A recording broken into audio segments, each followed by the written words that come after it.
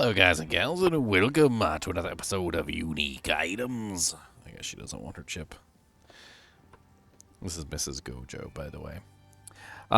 Today we're going to be looking at another one, interesting one, and this is the Irongrasp Vagabond Armour. I've actually been strongly thinking about potentially using this one on my character. It has to do with some very interesting stats on it, but let's go over it together. So this is a item level 42 item. It does have 155 armor and 129 evasion rating, so it's a evasion armor split. There's basically I don't even know exactly how many, but there's a bunch of different variations of armor. There's energy shield pure, there's armor pure, and there's evasion pure, and then there's mixes of all of the combinations. So there's energy shield evasion, energy shield armor, there's evasion energy shield, et cetera, et cetera. And this one is armor evasion. This one in particular obviously would be good if you wanted to build both your armor and your evasion at the same time. That's kind of what I'm going for with this particular character, and it seems to be working out pretty well. It is level 16. It does require 20 strength and 20 dexterity. It has 131% increased armor and evasion, which does go as high as 150%, as you can see there by the variations. And it does have some stun threshold added on it of 100 to 150, which made me think it might work really good with a shield build. Because I think stun threshold is what determines how many blocks you can take before you go into a knockdown state or a stagger state. But stun threshold is going to be very powerful. I've played around with this particular ability. It's called Overwhelming Presence. And one of the things that it does is it reduces the stun threshold and the freeze and shock and whatnot, elemental ailment threshold of monsters. And I was actually quite surprised at how much easier it became to freeze, stun, and just in generally apply ailments to the monsters just by reducing their elemental ailment threshold by a tiny amount. So I can only imagine that increasing your stun threshold by a huge amount like this would probably have a strong effect on preventing you from being stunned. Now, the real meat and potatoes of this item comes from the two abilities that it gives you. The first one is Iron Grip, which is increased projectile attack damage per 2 strength. So 1% increased per 2 strength, which is interesting. As you can see, I currently have 92 strength. And if I take a look at one of my abilities, for instance, let's take a look at Explosive Grenade or Explosive Shot. And when I put this on, you'll see that my damage definitely does go up. It goes from 1,653 to 1,836. So there's definitely quite an increase in damage there, which is the interesting part. We can also take a look at how it looks, too. It actually looks really creepy. It looks like a bunch of hands, I don't even know how to explain it. There's just hands all over the armor, and it's super duper creepy. The hands are molesting you or something. I don't really know how to explain it. Just get molested apparently. It also gives you another effect, which is a 1% increased spell damage per 2 strength. And strength provides no life bonus. So both of these make it so that your life basically does not get enhanced by strength. And if you look at your strength says 92 strength, obviously, is 92 times 2. So that's what, 184 life that I'd be missing. So I'm currently sitting at 1,261 life. And if I put on the armor, you'll notice my life goes down to 1,077. So I lose a pretty large amount of life just by putting this armor on, and it really has to do with that, basically the loss of that strength modifier, which is kind of crazy. It also has a flavor text.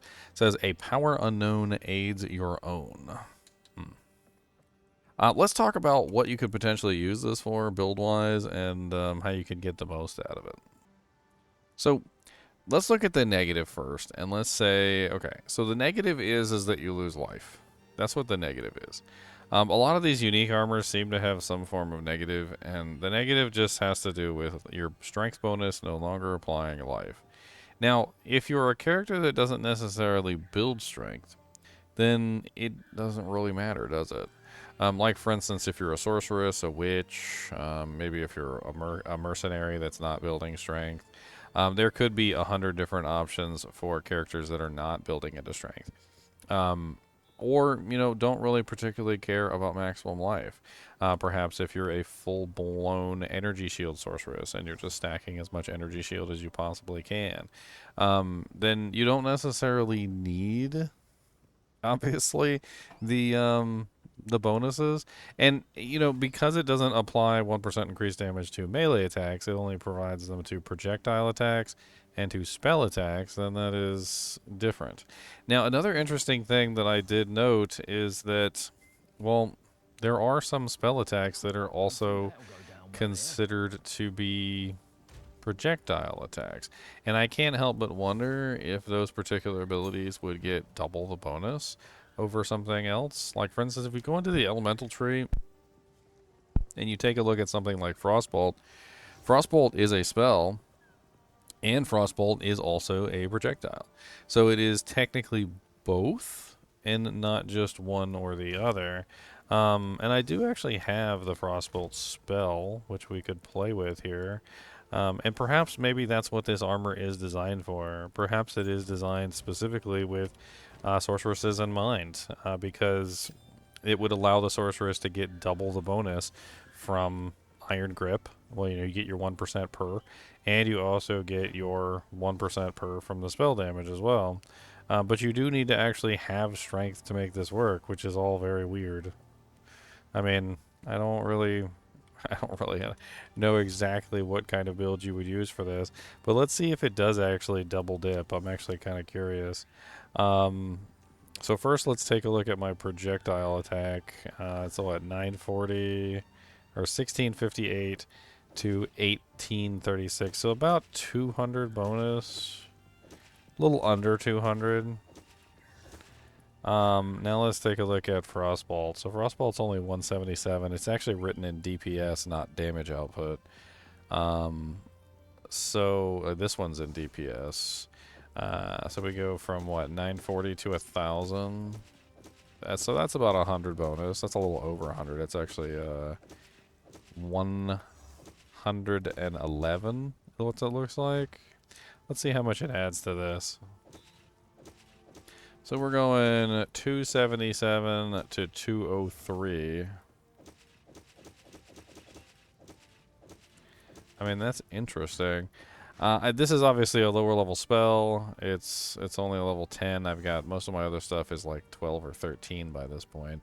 So it could be higher. I'm also not particularly stacking spell damage, which could change that specifically.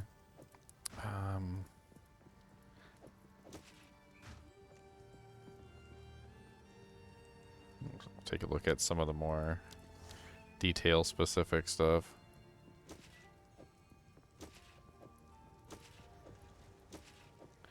I mean, if it's just a straight additive bonus, perhaps we could just do the math, right?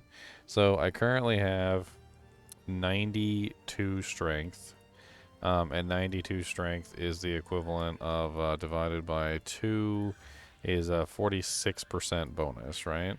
So we take 177.1 plus 46%, and that gets us to 258.566. I don't know if it actually works that way, which I'm assuming it does not. See, that's the damage per second, and the damage per second is not the correct one to do that with. Let's do it on the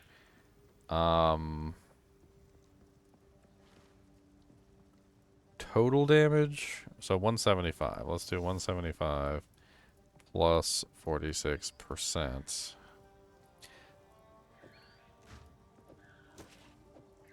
And of course we had the armor on. Yes, I am the smartest. I am a very smart man. I am so smart. Okay, so 206.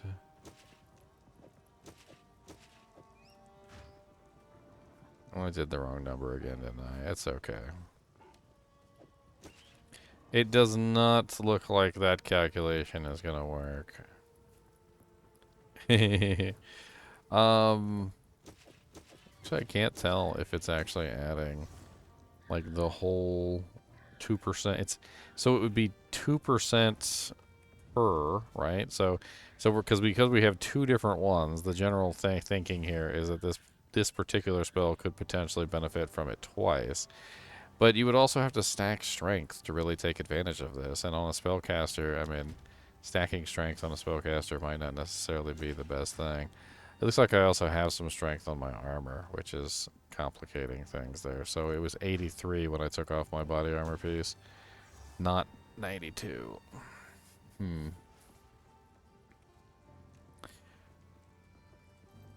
wonder if you can get these any other way besides, like, are they on the passive tree? Like if I type in iron grip, I mean, is that anywhere? Iron grip? Miss Gojo's back there just chattering her teeth. It sounds really weird. I'm not entirely sure.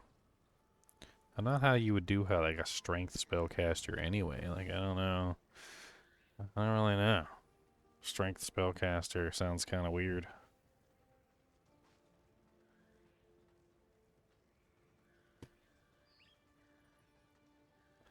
I don't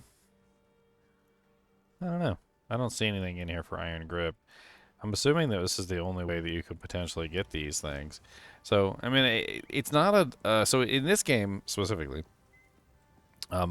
damage multipliers are written as more or less, and damage additive bonuses are written as increased or decreased.